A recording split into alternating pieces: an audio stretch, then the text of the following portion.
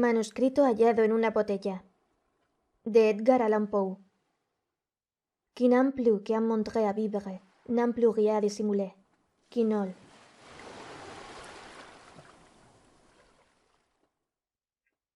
De mi país y mi familia poco tengo que decir. Un trato injusto y el andar de los años me arrancaron del uno y me alejaron de la otra. Mi patrimonio me permitió recibir una educación esmerada, y la tendencia contemplativa de mi espíritu me facultó para ordenar metódicamente las nociones que mis tempranos estudios habían acumulado. Las obras de los moralistas alemanes me proporcionaban un placer superior a cualquier otro, no porque admirara equivocadamente su elocuente locura, sino por la facilidad con que mis rígidos hábitos mentales me permitían descubrir sus falsedades. Con frecuencia se me ha reprochado la aridez de mi inteligencia, imputándome como un crimen una imaginación deficiente. El pirronismo de mis opiniones me ha dado fama en todo tiempo. En realidad, temo que mi predilección por la filosofía física haya inficionado mi mente con un error muy frecuente en nuestra época.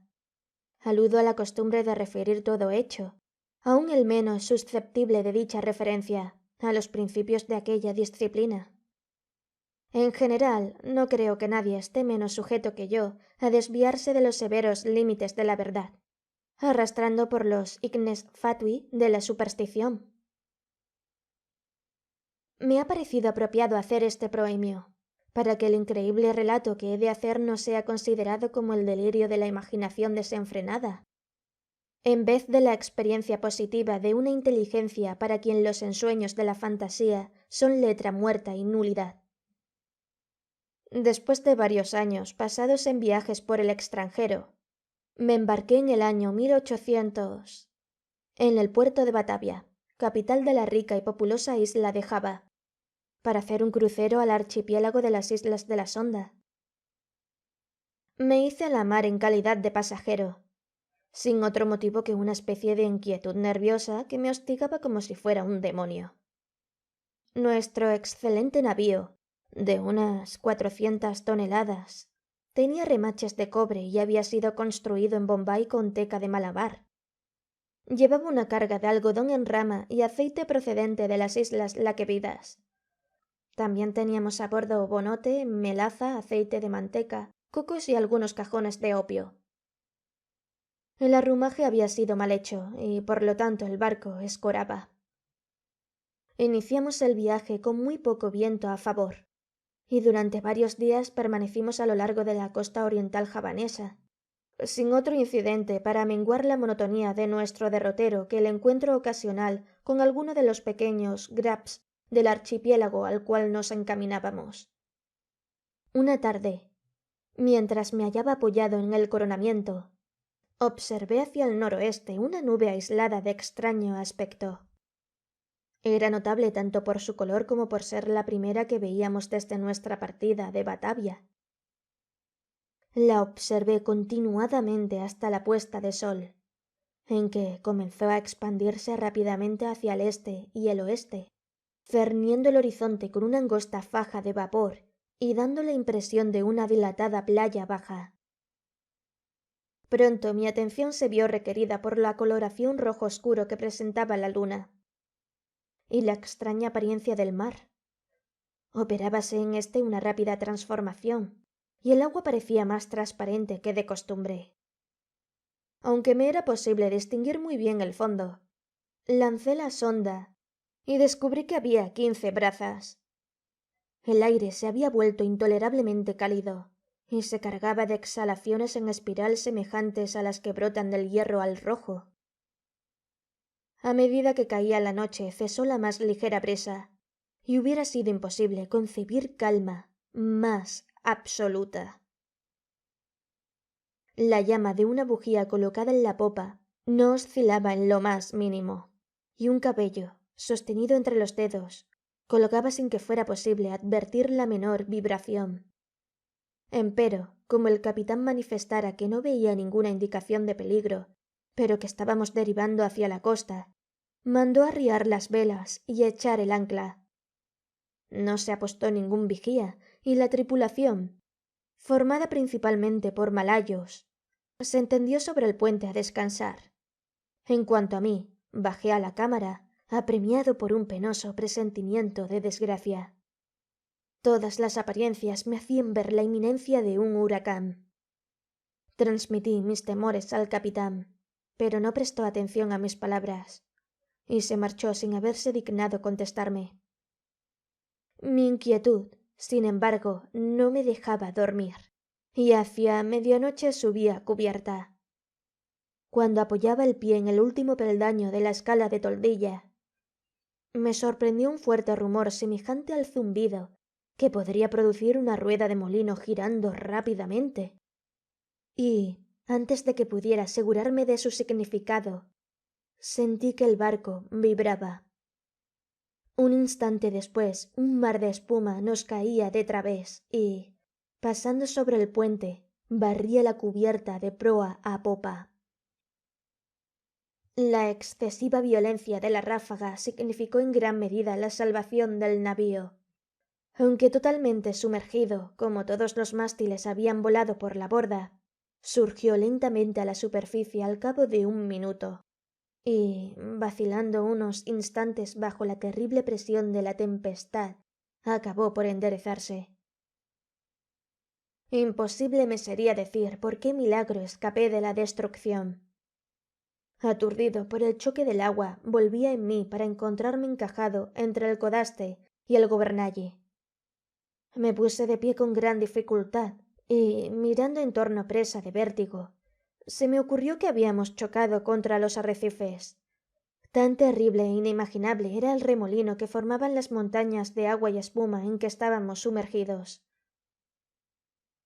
Un momento después oí la voz de un viejo sueco que se había embarcado con nosotros en el momento en que el buque se hacía a la mar. Lo llamé con todas mis fuerzas, y vino tambaleándose. No tardamos en descubrir que éramos los únicos supervivientes de la catástrofe. Todo lo que se hallaba en el puente había sido barrido por las olas. El capitán y los oficiales debían haber muerto mientras dormían, ya que los camarotes estaban completamente inundados. Sin ayuda, poco era lo que podíamos hacer, y nos sentimos paralizados por la idea de que no tardaríamos en zozobrar. Como se supondrá, el cable del ancla se había roto como un bramante al primer embate del huracán, ya que de no ser así nos habríamos hundido en un instante. Corríamos a espantosa velocidad, y las olas rompían sobre cubierta. El maderamen de popa estaba muy destrozado y todo el navío presentaba gravísimas averías. Empero, vimos con alborozo que las bombas no se habían atascado, y que el lastre no parecía haberse desplazado. Ya la primera furia de la ráfaga estaba amainando, y no corríamos mucho peligro por causa del viento, pero nos aterraba la idea de que cesara completamente. Sabedores de que naufragaríamos en el agitado oleaje que seguiría de inmediato, este legítimo temor no se vio, sin embargo, verificado. Durante 5 días y 5 noches, durante los cuales nos alimentamos con una pequeña cantidad de melaza de azúcar, trabajosamente obtenida en el castillo de proa, el desmelenado navío corrió a una velocidad que desafiaba toda medida, impulsado por sucesivas ráfagas que, sin igualar la violencia de la primera, eran, sin embargo, más aterradoras que cualquier otra tempestad que hubiera visto antes. Con pequeñas variantes navegamos durante los primeros 4 días hacia el sud-sudeste, y debimos de pasar cerca de la costa de Nueva Holanda. Al 5.º día el tiempo se puso muy frío, aunque el viento había girado un punto hacia el norte. El sol se alzó con una coloración amarilla y enfermiza, y remontó unos pocos grados hacia el horizonte. Sin irradiar una luz intensa, no se veían nubes y, sin embargo, el viento arreciaba más y más, soplando con furiosas ráfagas irregulares. Hacia mediodía, hasta donde podíamos calcular la hora, el sol nos llamó de nuevo la atención. No daba luz que mereciera propiamente tal nombre, sino un resplandor apagado y lúgubre, sin reflejos, como si todos sus rayos estuvieran polarizados. Poco antes de hundirse en el hechizado mar, su fuego central se extinguió bruscamente, como si un poder inexplicable acabara de apagarlo. Solo quedó un aro pálido y plateado, sumergiéndose en el insondable mar. Esperamos en vano la llegada del sexto día. Para mí ese día no ha llegado, y para el sueco no llegó jamás. Desde aquel momento quedamos envueltos en profundas tinieblas, hasta el punto en que no hubiéramos podido ver nada a 20 pasos del barco. La noche eterna continuó rondándonos. Ni siquiera menguaba por esa brillantez fosfórica del mar a la cual nos habíamos habituado en los trópicos. Observamos además que, si bien la tempestad continuaba con inflexible violencia, no se observaba ya el oleaje espumoso que nos envolvía antes. Alrededor de nosotros todo era horror, profunda oscuridad y un negro desierto de ébano. El espanto supersticioso ganaba poco a poco el espíritu del viejo sueco, y mi alma estaba envuelta en silencioso asombro. Descuidamos toda atención del barco, por considerarla ociosa, y nos aseguramos lo mejor posible en el tocón del palo de mesana, mirando amargamente hacia el inmenso océano. No teníamos manera de calcular el tiempo, y era imposible deducir nuestra posición. Advertíamos, sin embargo, que llevábamos navegando hacia el sur una distancia mayor que la recorrida por cualquier navegante, y mucho nos asombró no encontrar los habituales obstáculos de hielo. Entretanto, cada minuto amenazaba con ser el último de nuestras vidas, y olas grandes como montañas se precipitaban para aniquilarnos. El oleaje sobrepasaba todo lo que yo había creído.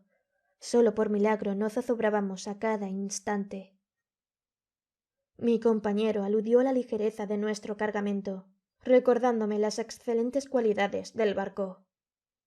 Yo no podía dejar de sentir la total inutilidad de la esperanza, y me preparaba tristemente a una muerte que, en mi opinión, no podía ya demorarse más de 1 hora, puesto que a cada nudo que recorríamos el oleaje de aquel horrendo mar tenebroso se volvía más y más violento.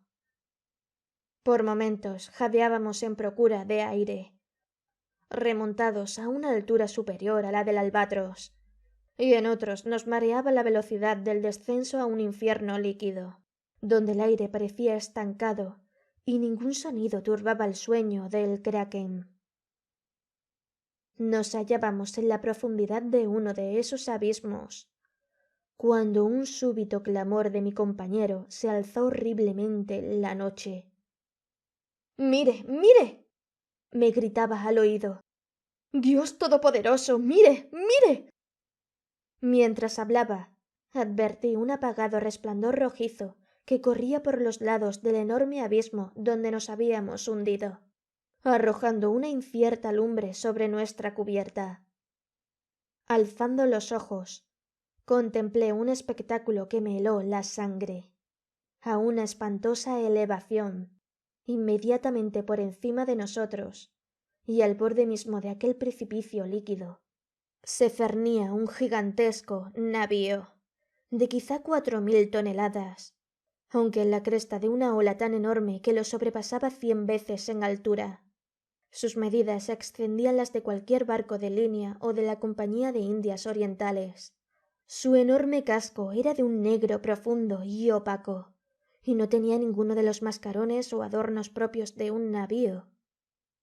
Por las abiertas portañolas asomaba una sola hilera de cañones de bronce, cuyas relucientes superficies reflejaban las luces de innumerables linternas de combate balanceándose en las jarcias. Pero lo que más me llenó de horror y estupefacción fue ver que el barco tenía todas las velas desplegadas en medio de aquel huracán ingobernable y aquel mar sobrenatural.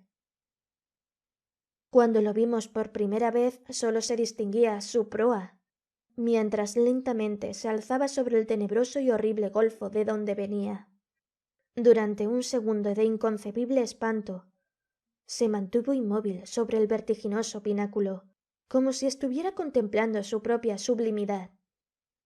Luego tembló, vaciló, y lo vimos precipitarse sobre nosotros. No sé qué repentino dominio de mí mismo ganó mi espíritu en aquel instante. Retrocediendo todo lo posible, esperé sin temor la catástrofe que iba a aniquilarnos. Nuestro barco había renunciado ya a luchar y se estaba hundiendo de proa. El choque de la masa descendente lo alcanzó, pues, en su estructura ya medio sumergida, y como resultado inevitable me lanzó con violencia irresistible sobre el cordaje del nuevo buque. En el momento en que caí, el barco viró de bordo, y supuse que la confusión reinante me había hecho pasar inadvertido a los ojos de la tripulación.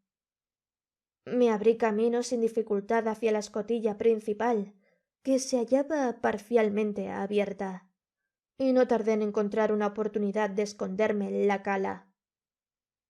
No podría explicar la razón de mi conducta. Quizá se debiera al sentimiento de temor que desde el primer momento me habían inspirado los tripulantes de aquel buque. No me atrevía a confiarme a individuos que, después de la rápida ojeada que había podido echarles, me producían tanta extrañeza como duda y aprensión. Me pareció mejor, pues, buscar un escondrijo en la cala. Pronto lo hallé removiendo una pequeña parte del armazón movible, a fin de asegurarme un lugar adecuado entre las enormes cuadernas del navío.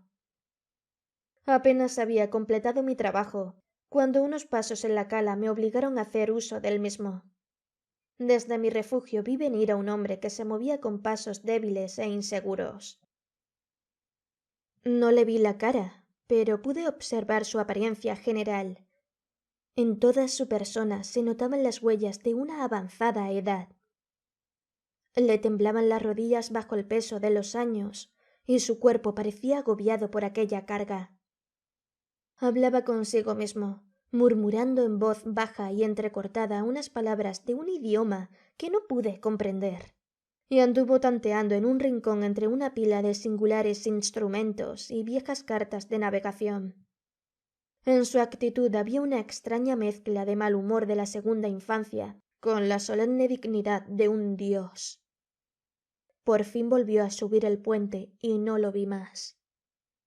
Un sentimiento para el cual no encuentro nombre se ha posesionado de mi alma. Es una sensación que no admite análisis, frente a la cual las lecciones de tiempos pasados no me sirven, y cuya clave me temo que no me será dada por el futuro. Para una mente constituida como la mía, esta última consideración es un tormento. Nunca, sé que nunca, llegaré a conocer la naturaleza de mis concepciones. Y sin embargo no es de asombrarse que esas concepciones sean indefinidas, puesto que se originan en fuentes tan extraordinariamente nuevas. Un nuevo sentido, una nueva entidad se incorpora a mi alma. Hace ya mucho que subí por primera vez al puente de este terrible navío, y pienso que los rayos de mi destino se están concentrando en un foco. Hombres incomprensibles, envueltos en meditaciones cuya especie no alcanzo a adivinar, pasan a mi lado sin reparar en mí. Ocultarme es una completa locura, pues esa gente no quiere ver. Hace apenas un instante que pasé delante de los ojos del segundo. No hace mucho que me aventuré en el camarote privado del capitán, y tomé de allí los materiales con que escribo esto y lo antecede. De tiempo en tiempo seguiré redactando este diario. Cierto que puedo no encontrar oportunidad de darlo a conocer al mundo, pero no dejaré de intentarlo. En el último momento encerraré el manuscrito en una botella y lo arrojaré al mar. Un incidente ocurrido me ha dado nuevos motivos de meditación. ¿Ocurren estas cosas por la operación de un azar ingobernado? Había subido a cubierta y estaba tendido, sin llamar la atención, en una pila de frenillos y viejas velas depositadas en el fondo de un bote. Mientras pensaba en la singularidad de mi destino, iba pintarrajeando inadvertidamente con un pincel llano de brea los bordes de un ala de trinquete, que aparecía cuidadosamente doblada sobre un barril a mi lado. La vela está ahora tendida, y los toques irreflexivos del pincel se despliegan formando la palabra descubrimiento. En este último tiempo he hecho muchas observaciones sobre la estructura del navío. Aunque bien armado, no me parece que se trate de un barco de guerra. Puedo percibir fácilmente lo que el barco no es. Me temo que no puedo decir lo que es. No sé cómo, pero al escrutar su extraño modelo y su tipo de mástiles, su enorme tamaño y su extraordinario velamen, su proa severamente sencilla y su anticuada popa, por momentos cruza por mi mente una sensación de cosas familiares. Y con esa imprecisa sombra de recuerdo se mezcla siempre una inexplicable remembranza de antiguas crónicas extranjeras y de edades remotas. Estuve mirando el maderamen del navío. Está construido con un material que desconozco. Hay en la madera algo extraño que me da la impresión de que no se aplica al propósito a que ha sido destinada. Aludo a su extrema porosidad, que no se tiene nada que ver con los daños causados por los gusanos, lo cual es consecuencia de la navegación en estos mares, y con la podredumbre resultante de su edad. Parecerá quizá que esta observación es excesivamente curiosa, pero dicha madera tendría todas las características del roble español, si el roble español fuera dilatado por medios artificiales. Al leer la frase que antecede viene a mi recuerdo un extraño dicho de un viejo lobo de mar holandés. «¿Tan seguro es?» Afirmaba siempre que alguien ponía en duda su veracidad. Como que hay un mar donde los barcos crecen como el cuerpo viviente de un marino. Hace unas horas me mostré lo bastante osado como para mezclarme con un grupo de tripulantes. No me prestaron la menor atención y, aunque me hallaba en medio de ellos, no dieron ninguna señal de haber reparado en mi presencia. Al igual que el primero que había visto en la cala, todos mostraban señales de una avanzada edad. Sus rodillas achacosas temblaban, sus hombros se doblaban de decrepitud. Su piel arrugada temblaba bajo el viento. Hablaban con voces bajas, trémulas, quebradas. En sus ojos brillaba el humor de la vejez, y sus grises cabellos se agitaban terriblemente en la tempestad. Alrededor, en toda la cubierta, yacían esparcidos instrumentos matemáticos de la más extraña y anticuada construcción. Mencioné hace algún tiempo que un ala del trinquete había sido izada. Desde ese momento arrebatado por el viento, el navío había seguido su aterradora carrera hacia el sur, con todo el trapo desplegado desde la punta de los mástiles hasta los botalones inferiores, hundiendo a cada momento los penoles de las vergas del Juanete en el más espantoso infierno de agua que imaginación humana alcance a concebir. Acabo de abandonar el puente, donde me es imposible mantenerme de pie, aunque la tripulación no parece experimentar inconveniente alguno. Para mí es un milagro de milagros que nuestra enorme masa no sea tragada de una vez y para siempre. Seguramente estamos destinados a rondar continuamente el borde de la eternidad, sin precipitarnos por fin en el abismo. Pasamos a través de las olas 1000 veces más gigantescas que las que he visto jamás, con la facilidad de una gaviota. Las colosales aguas alzan sus cabezas sobre nosotros como demonios de la profundidad. Pero son demonios limitados a simples amenazas y a quienes se les ha prohibido destruir. Me siento inclinado a atribuir esta continua sobrevivencia a la única causa natural que pueda explicar semejante efecto.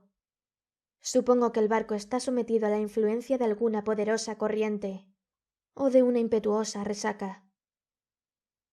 He visto al capitán cara a cara, en su propia cabina, pero, como lo suponía, no me prestó la menor atención, aunque para un observador casual nada hay en su apariencia que pueda parecer por encima o por debajo de lo humano. Un sentimiento de incontenible reverencia y temor se mezcló al asombro con lo que lo contemplaba. Tiene casi mi estatura, es decir, 5 pies 8 pulgadas. Su cuerpo es proporcionado y sólido.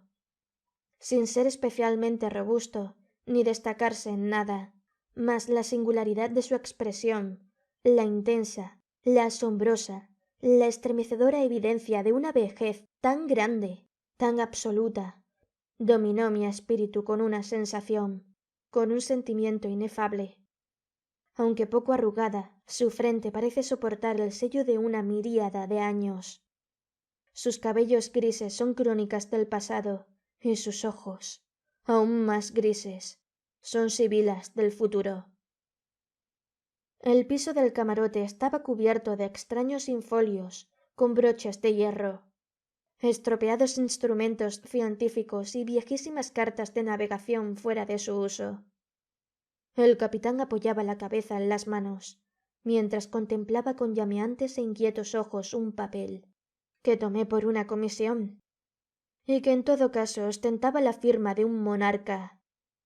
Murmuraba para sí mismo, como lo había hecho el primer marinero a quien vi en la cala, palabras confusas y malhumoradas en un idioma extranjero, y, aunque estaba a un paso de mí, su voz parecía llegar a mis oídos desde una milla. El barco y todo lo que contiene está impregnado por el espíritu de la vejez. La tripulación se desliza de aquí para allá, como los fantasmas de siglos sepultados.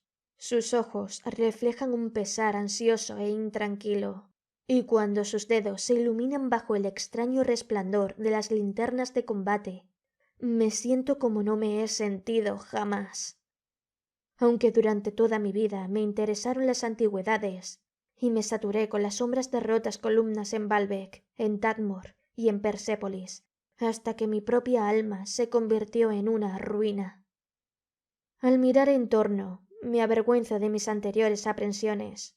Si temblé ante el huracán que nos ha perseguido hasta ahora, ¿cómo no quedar transido de horror frente al asalto de un viento y un océano para las cuales las palabras tornado y tempestad resultan triviales e ineficaces? En la vecindad inmediata del navío reina la tiniebla de la noche eterna y un caos de agua sin espuma. Pero a una legua, a cada lado, alcanzan a verse a intervalos y borrosamente gigantescas murallas de hielo que se alzan hasta el desolado cielo y que parecen las paredes del universo. Tal como imaginaba, no hay duda de que el navío está en una corriente, si cabe dar semejante nombre a una marea que, aullando y clamando entre las paredes de blanco hielo, corre hacia el sur con la resonancia de un trueno y la velocidad de una catarata cayendo a pico. Supongo que es absolutamente imposible concebir el horror de mis sensaciones. Sin embargo, sobre mi desesperación predomina la curiosidad de penetrar en los misterios de estas horribles regiones, y me reconcilia con la más atroz apariencia de la muerte. Es evidente que nos precipitamos hacia algún apasionante descubrimiento, un secreto incomunicable cuyo conocimiento entraña la destrucción. Quizá esta corriente nos lleve hacia el polo sur mismo. Preciso es confesar que una suposición tan desorbitada, en apariencia tiene todas las probabilidades a su favor. La tripulación recorre el puente con pasos inquietos y vacilantes, pero noto en sus fisonomías una expresión donde el ardor de la esperanza sobrepasa la apatía de la desesperación. El viento sigue, entre tanto, de popa, y como llevamos desplegadas todas las velas, hay momentos en que el barco se ve levantado sobre el mar. ¡Oh, horror de horrores! El hielo acaba de abrirse a la derecha y a la izquierda, y estamos girando vertiginosamente en inmensos círculos concéntricos, bordeando un gigantesco anfiteatro cuyas paredes se pierden hacia arriba en la oscuridad y la distancia. Pero poco me queda para pensar en mi destino. Los círculos se están reduciendo rápidamente. Nos precipitamos en el torbellino, y entre el rugir, el aullar y el tronar del océano y la tempestad el barco se estremece, oh Dios, y se hunde.